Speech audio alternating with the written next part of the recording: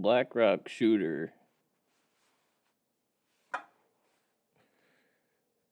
is an anime. But before that,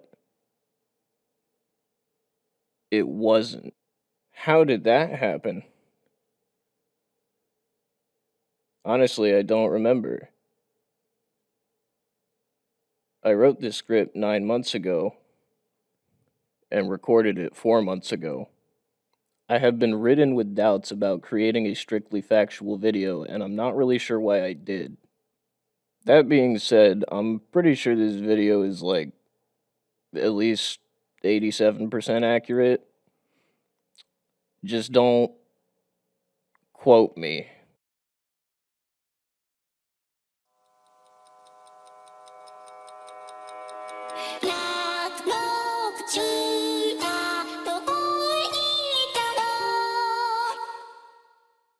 That's how the video was originally gonna start, but then, like, a week after I started editing it, they announced Black Rock Shooter Dawnfall.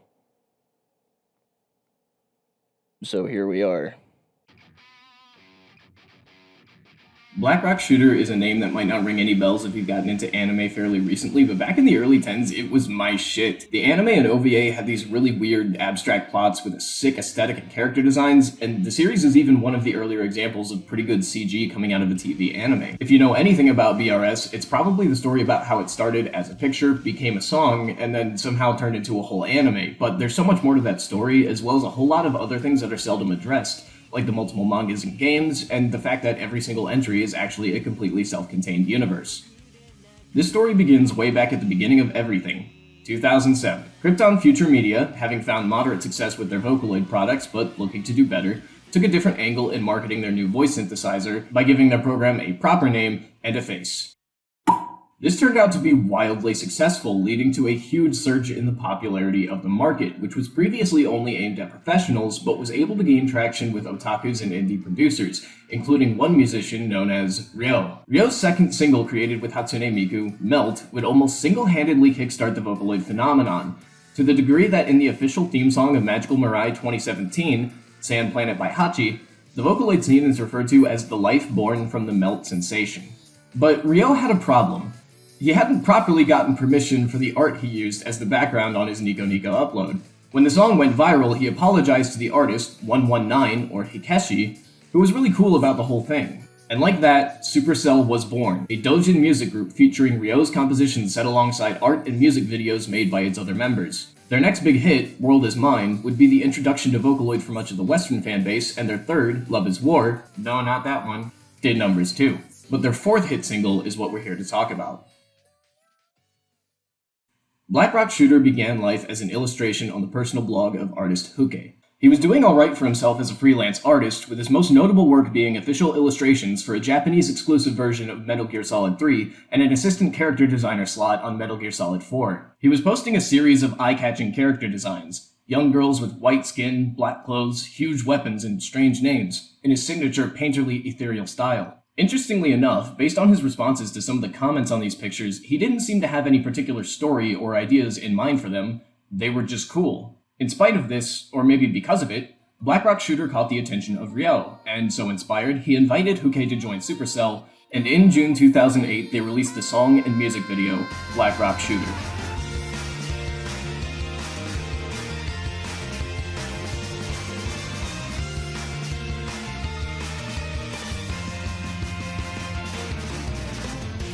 The song was yet another huge success, but this time, something was different. Namely, despite being sung by her, this video didn't feature Hatsune Miku. Instead, the star of the show was this new mysterious character. What are this song's vague themes of losing something but pressing onwards actually about? Who is Black Rock Shooter? Blossoming Vocaloid community was captivated by this song and this character, and the industry was taking notice. The developments in between the music video and the OVA aren't at all well documented. I'm fairly confident about the rough story, but keep in mind this next part is somewhat speculative. Studio Ordet was founded by Yutaka Yamamoto after he was fired from Kyoto Animation, in letter because of the poor performance of the first 4 episodes of Lucky Star that he was directing, but probably more so because he is allegedly a huge asshole. If his name isn't ringing any bells, he invented this.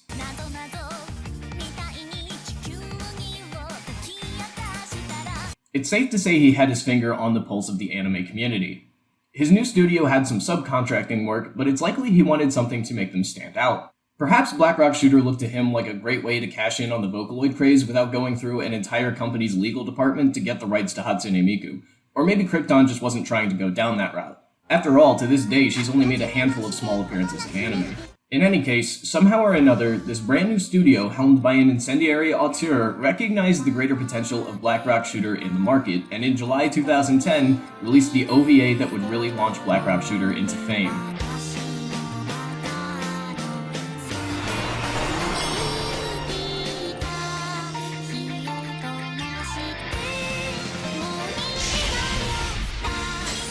The OVA introduced many elements that people associate with Blackrock Shooter, namely a parallel otherworld with some kind of cosmic incidental relationship to the real one. Huke seemed eager to lend out the IP, with figurines in a PSP game being announced shortly after the OVA was released. Ordet would later produce an 8-episode TV anime in winter 2012 with all sorts of high-profile names all over it, including a script by Mari Okada and fight scenes directed by Hiroyuki Imaishi. But in between the OVA and anime, there were so many other interesting things going on. Kadokawa Shoten published 2 different manga, a 4-coma titled Black Rock Chan for their new Nano Ace magazine, and Innocent Soul in Young Ace, a Soul Eater-esque take on the property featuring Rock as a guardian of the threshold between heaven and earth. These were apparently both written by Huke, so maybe this is the closest thing to what he originally had in mind for these characters. The PSP game came out and received a manga adaptation, a post-apocalyptic RPG about Stella, a biological weapon helping the last remaining humans fight off aliens. There was also a browser game and a phone game titled Petite Rock Shooter Pursue the Mystery of the Sexy Planet. The Blu-ray release of the OVA featured a short stop-motion video set to a remix by Joe Han from Linkin Park, I Promise That's Real. And Blackrock Shooter made guest appearances in Nendoroid Generation and Lord of Vermilion, and the song would be introduced to the Project Diva series in Project Diva F.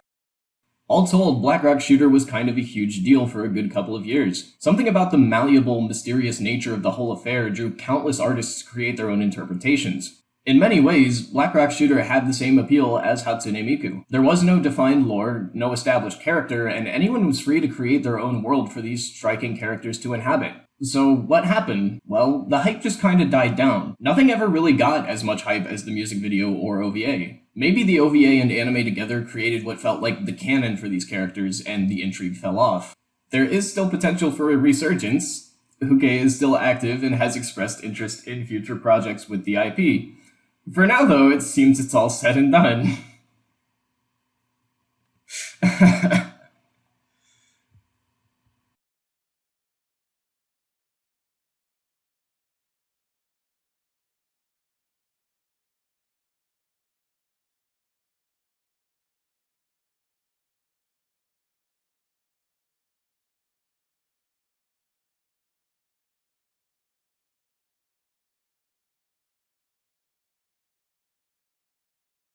This is the end of the video. You may have noticed a distinct lack of any analysis or opinions in this.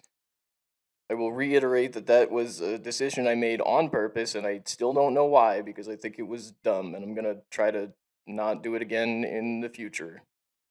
So that does mean I'm probably gonna come back to Blackrock Shooter again at some point, so I can actually do those things about it, once Dawnfall is over and I get all caught up with everything else I've been missing, and once it's not relevant again.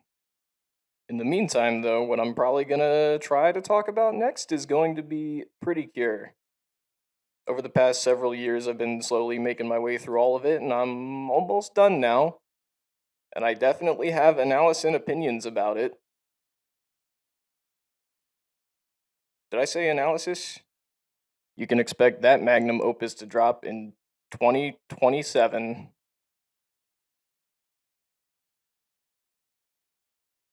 Okay, bye.